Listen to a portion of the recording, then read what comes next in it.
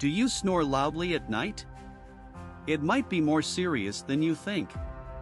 Worldwide, about 60% of people with sleep apnea go undiagnosed.